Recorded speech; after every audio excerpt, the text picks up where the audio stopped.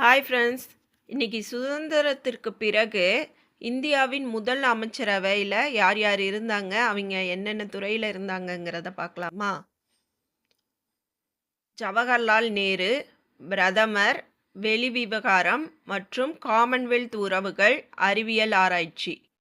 சர்தார் வல்லபாய் படேல் உள்துறை, தகவல் மற்றும் ஒலிபரப்பு, மாநிலங்கள். டாக்டர் ராஜேந்திர பிரசாத் உணவு மற்றும் வேளாண்மை. மௌலானா அபுல் கலாம் ஆசாத் கல்வி. டாக்டர் ஜான் மத்தாய் ரயில்வே மற்றும் போக்குவரத்து. ஆர்.கே. சண்முகம் செட்டி நிதி. Doctor B.R.. அம்பேத்கர் சட்டம். ஜெகஜீவன் ராம் தொழிலாளர் நலம். சர்தார் பல்தேவ் சிங் பாதுகாப்பு. ராஜ்குமாரி அம்ரித் கவுர் சுகாதாரம். சி.ஹெச். பாபா வர்த்தகம்.